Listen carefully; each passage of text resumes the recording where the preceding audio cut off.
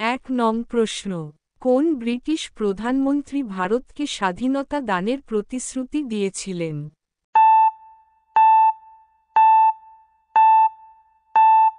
সঠিক উত্তর B. Clement Attlee. ২ নং প্রশ্ন, লর্ড মাউন্টব্যাটেনের পর কোন ভারতীয় গভর্নর জেনারেল হয়েছিলেন?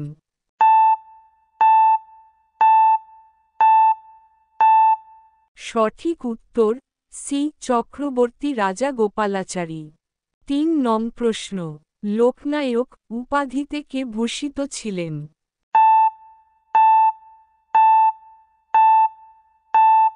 সঠিক উত্তর এ. জয়প্রকাশ নারায়ণ। ৪ নং প্রশ্ন, মহাত্মা গান্ধীকে কে হত্যা করেন?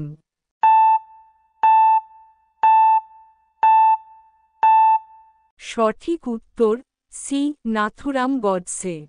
৫ নং প্রশ্ন, রাজমাতা বিজয়ারাজী সিন্ধিয়া কোন রাজ্যের মহারানী ছিলেন?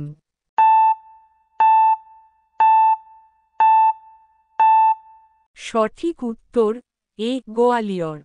৬ নং প্রশ্ন, ইংল্যান্ডের রাজা পঞ্চম জর্জ এবং রানী মেরি বোম্বাইতে ভারতের কোন স্থাপত্য শৈলী পরিদর্শনে এসেছিলেন?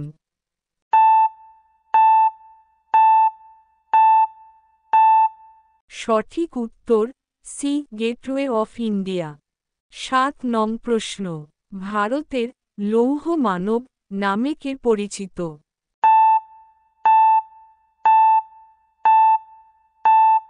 সঠিক উত্তর সি. সর্দার বল্লভভাই প্যাটেল। ৮ নং প্রশ্ন, ক্যাবিনেট মিশন ভারতের জন্য যে পরিকল্পনা করে তা হল?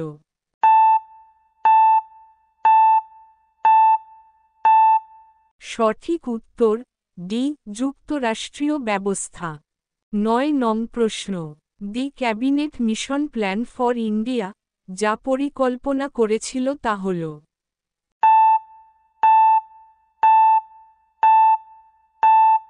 সঠিক উত্তর বি. বহুদল গঠিত সংঘ।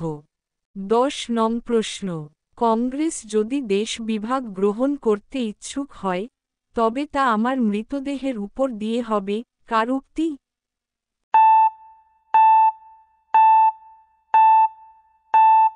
সঠিক উত্তর বি. মহাত্মা গান্ধী।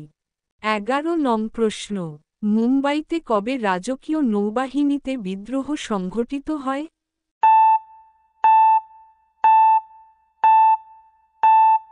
সঠিক উত্তর ডি. ১৯৪৬ খ্রিস্টাব্দে।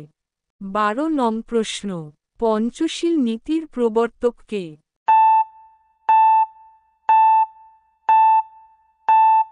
সঠিক উত্তর সি. পণ্ডিত জওহরলাল নেহরু। ১৩ নং প্রশ্ন, ১৯৩৭-এর নির্বাচনের পর কোন প্রদেশগুলিতে কংগ্রেস তার মন্ত্রিসভা গঠন করতে পারেনি?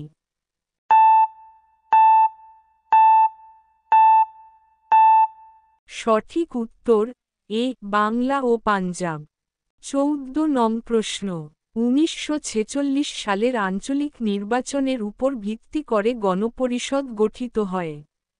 মুসলিম লীগ তাদের সমর্থন তুলে নেওয়ায় প্রমাণ হয় যে গণপরিষদের বেশিরভাগ সদস্য একই সঙ্গে কংগ্রেসেরও সদস্য। এমতাবস্থায় গণপরিষদকে বৃহত্তর সামাজিক ভিত্তি প্রদান করা হয় কিভাবে?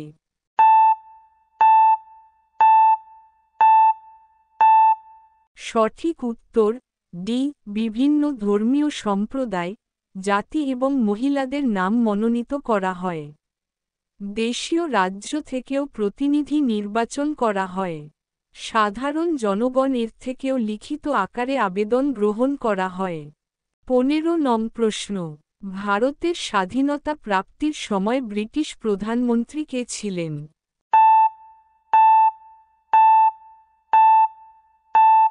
সঠিক উত্তর বি. Clement Attlee. ১৬ নং প্রশ্ন, দলিত নেতাদের মধ্যে কে জীবন সায়াহ্নে হিন্দু ধর্ম ত্যাগ করে বৌদ্ধ ধর্ম গ্রহণ করেন?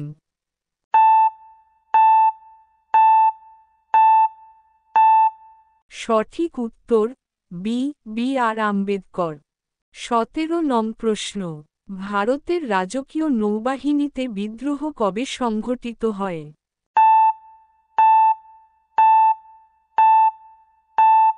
সঠিক উত্তর সি 1946 ফেব্রুয়ারি। 18 নং প্রশ্ন।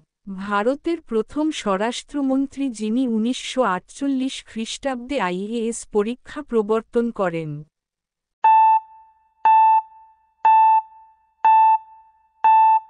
সঠিক উত্তর এ সর্দার বল্লভভাই প্যাটেল। 19 নং প্রশ্ন। ভারত সোভিয়েত মৈত্রী চুক্তি কবে স্বাক্ষরিত হয়?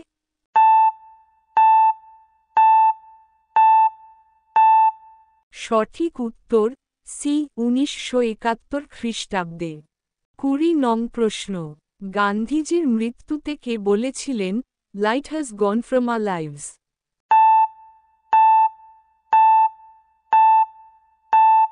সঠিক উত্তর বি জওহরলাল নেহরু।